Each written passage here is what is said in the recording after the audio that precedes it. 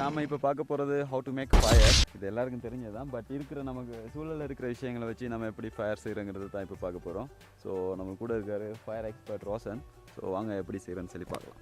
முதலாவது விஷயம், ஃபயர் செய்கிறதுக்கு முதல்ல நம்ம ஒரு சமவெளியை தேர்ந்தெடுக்கணும். அது மலை ஒரு கல் மாதிரி இருந்தால் மிச்சம் நல்லா. ஏன்னு சொன்னால் சும்மா இந்த மாதிரி இடங்களில் ஃபயர் செஞ்சோம்னு சொன்னால் அது புல்லில் பறவைன்னு எல்லா இடத்துலையும் காட்டுத்தீயாக பரவுறதுக்கு வாய்ப்பு இருக்குது.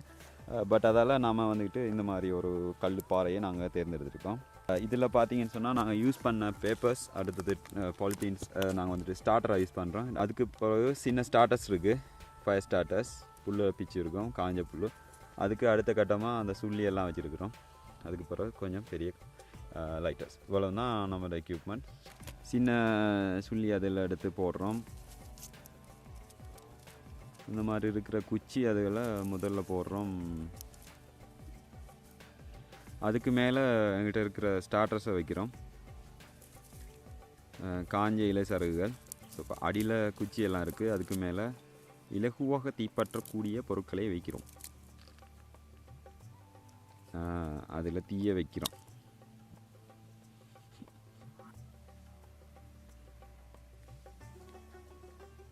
பற்றவில்லை என்றால் மீண்டும் மீண்டும் வைக்கவும்.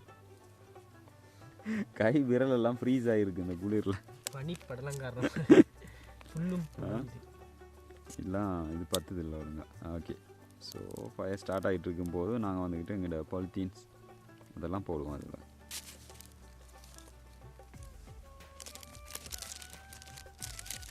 பாலித்தீன்ஸ் நாங்கள் யூஸ் பண்ண பாலித்தீன்ஸ் அந்த மாதிரி விஷயங்களை பேப்பர்ஸ் அதெல்லாம் இதில் போட்டு எரிக்கிறோம். இன்னும் கொஞ்சம் காஞ்ச புல் அதில் போடுறோம்.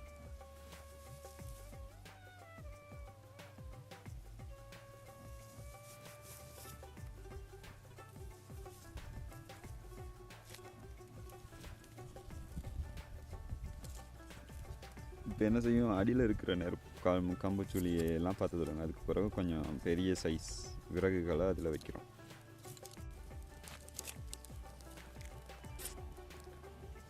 ஸோ அந்த கம்பு பிடிச்சிச்சு, நெருப்பு பிடிச்சிச்சின்னு சொன்னால் நம்மளுடைய நெருப்பு ரெடி.